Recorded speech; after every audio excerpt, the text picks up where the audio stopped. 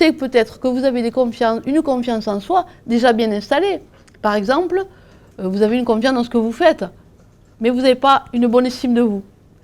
Vous avez confiance en ce que vous pensez, parce que vous avez de bonnes idées, mais vous n'osez pas le mettre en pratique. Vous voyez, donc ça, c'est la confiance en soi, d'après le travail que j'ai fait. Donc, j'ai posé 8 confiance en soi.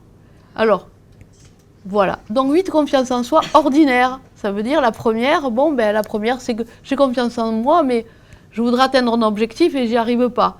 Voilà. Alors, c'est l'objectif qui prime. Donc, je cours derrière cet objectif. Donc, ce qu'on va faire, c'est qu'on va vous faire passer des petites cartes comme celle-là. C'est votre carte personnelle de confiance en soi. Et du coup, vous ne repartez pas avec rien. Vous aurez cette cartographie et vous pourrez l'utiliser. Est-ce que vous êtes consciente quand même qu'il y a un travail à faire? Voilà, vous savez que ça ne se gagne pas comme ça, donc. Voilà. Alors, il y a des gens qui disent, oui, mais si, moi j'ai toujours confiance en moi. C'est possible, mais ce n'est pas de la confiance en soi. Voilà, j'ai confiance en moi. La confiance, en fait, elle est douce. Elle n'est pas comment dire, on pourrait dire, une affirmation de soi forte. Les gens qui ont confiance en eux sont calmes. Vous n'allez pas les voir exploser partout, c'est pas ça la confiance en soi. Ça, c'est de l'affirmation. Pour moi, la confiance en soi, on va dire, c'est le haut de la maison. Au chapiteau, vous savez, en hauteur, ou de la pointe, ou de la pyramide. C'est le haut. La confiance en soi, elle est placée là-haut. L'affirmation de soi, d'un côté, et l'estime de soi de l'autre. Et comme ça, l'édifice, il peut tenir. Vous pouvez le mettre comme ça en colonne. La maison, elle tient sur ces 2 colonnes. Si on a un grand manque d'affirmation de soi ou d'estime de soi, ça ne va pas nous donner plus confiance. Parce qu'il faut d'abord avoir la confiance pour justement pouvoir travailler l'estime de soi et l'affirmation de soi. Alors quand on dit j'ai confiance en moi, on le met de façon générale. Et on dit non, j'ai pas confiance en moi. Oui, mais non, si, quelque part vous avez confiance en vous. Il y a des domaines où vous avez confiance en vous. Et nous ne sommes pas égaux là-dessus. Peut-être que vous avez confiance sur un sujet parce que vous l'avez travaillé. Je vois des gens sur l'affectif, leur relation affective, ils ont super confiance. Ça arrive. Hein. Et par contre, dans leur boulot, pas du tout. Et il y en a dans leur boulot, ils sont super, vraiment, alors ils ont une confiance totale, et dans leur relation affective, pas du tout. Vous voyez ce que je veux dire? Donc il y a des niveaux, plutôt des domaines, que l'on a travaillé durant notre vie. Parce que quand même, on en a vécu des choses. Hein. Et donc, quand on a compris, on ne refait pas les mêmes choses. Donc ça veut dire que, quelque part, on a conscientisé ça, et on l'a mis en conscience en soi. Et la conscience et la confiance, elles sont sœurs. Elles sont très proches, elles sont collées.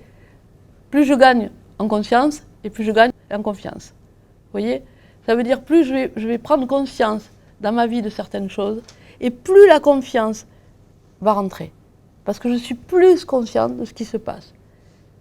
Voilà. Et quand on a peur, qu'on n'ose pas, on est moins en conscience. Vous comprenez? On est moins en conscience. On a peur de la chose, donc on flippe, on a peur, on a le trac, on est monté en scène ou en situation, et du coup, on perd tout. Et la conscience de là où on est et de ce que l'on vit, et à la fois la confiance, évidemment, qui est liée. Voilà, donc vous avez votre carte. Si vous voulez vous jouer le jeu est ouvert. Vous allez faire votre cartographie de la confiance en soi. Et donc, cette cartographie peut être faite, vous l'avez fait une fois, vous pouvez la refaire dans un mois. Hein. Pourquoi? Parce que justement, c'est la prise de conscience que vous avez de la situation qui va évoluer. Vous êtes en interaction avec votre propre carte. Ce n'est pas figé. C'est pour ça qu'on peut travailler dessus. Ça veut dire que là, vous prenez tout de suite la température de votre confiance. Vous voyez? Et quand vous allez prendre la température de votre confiance, vous allez dire, là, j'ai la confiance, qu'est-ce que vous allez mettre? Qu'est-ce que vous allez mettre?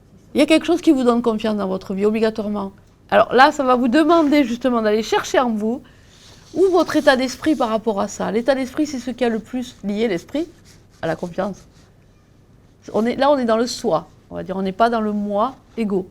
On est dans le soi. La confiance, elle est rattachée au soi. Elle n'est pas rattachée au moi. Un moi essaie d'avoir confiance en lui, mais n'a pas confiance en lui. Il essaie toujours de courir derrière quelque chose, mais ce n'est pas à lui qu'il faut dire, c'est lui qui va avoir confiance. Donc pas l'ego. Là, au moins, il faut que ça soit clair.